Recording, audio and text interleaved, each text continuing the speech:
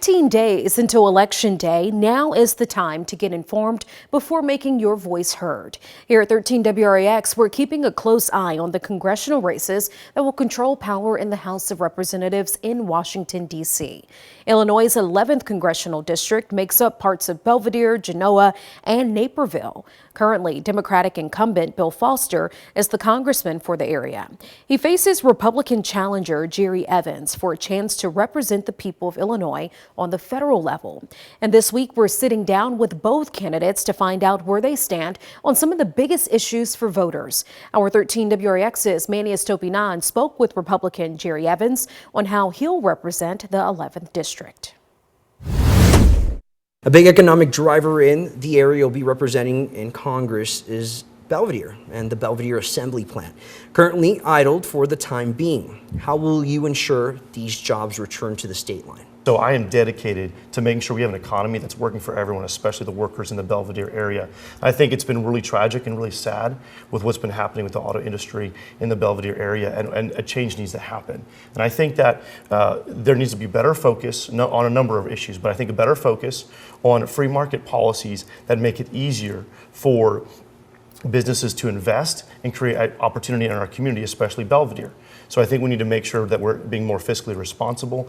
We're doing a better job keeping taxes low. How would you incentivize, for example, Stellantis or any other car company to come to the state line, bring their business here? What kind of changes do we need to make to ensure that they come, keep their business open here in the state line? As a business owner myself, one of the things that I consistently find with businesses, no matter how big or how small that they are, is that a business will feel comfortable investing, and outside companies will feel comfortable investing if there is stability and there's a comfortable environment for businesses.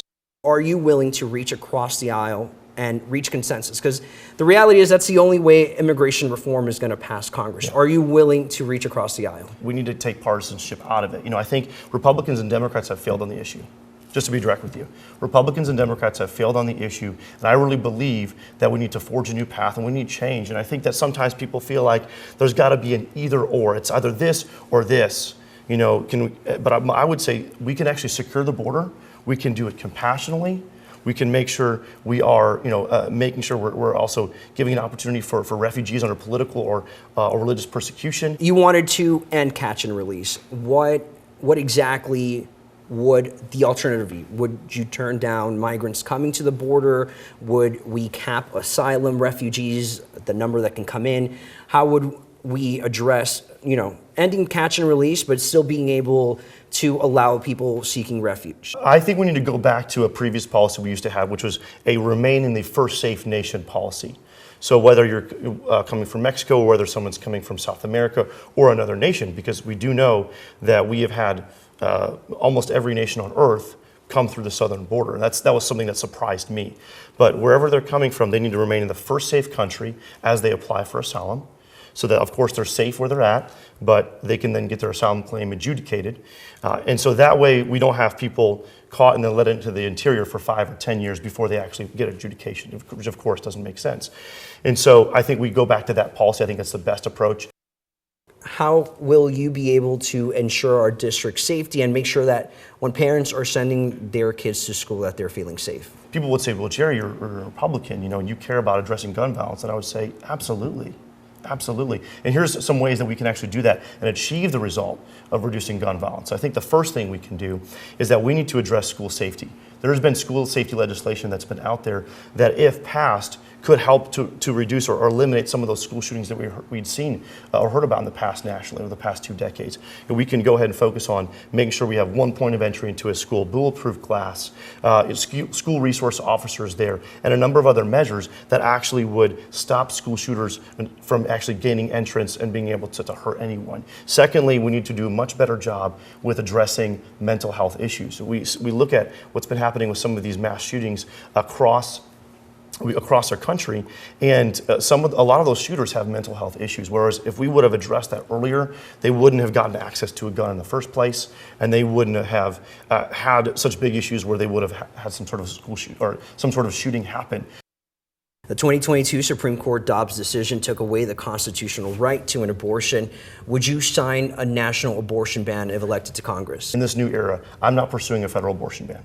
Instead, I'm actually pursuing common ground policies that we can all agree upon. And here's what those would be. First off, we need to help women. We need to have better funding for pregnancy centers for those women who are in need and wanting to find out what their options are. We need to also mandate child support for women who are pregnant. Not for when they have a child, but when they're pregnant. And of course, any woman who's had a child knows how difficult it is to carry a child and get ready for a child. And then thirdly, we need to make sure we have parental notifications. If there's a 13 or 14-year-old or 15-year-old minor who wants to pursue an abortion, the parent should know about that. According to a CNN report, the U.S. has spent a record of at least $17.9 billion to aid to Israel since the war in Gaza began. Would you continue military aid in Israel? Israel needs to be able to defend itself, and one of its greatest allies is the U.S. And I think we need to make sure we're continuing to help fund Israel, give them what they need to be able to survive in the first place. Because there are organizations and terrorist organizations that are just hell-bent on eliminating Israel, and that's wrong. I think we all know that. Israel is a good democracy in the Mideast, and we need to support them. And that was Armenia Stopinan reporting. And be sure to stay with us on air and online as we talk to Jerry Evans' challenger, Congressman Bill Foster. Head over to our website right now for your 13 WREX Voters Guide so you're ready before heading to the polls.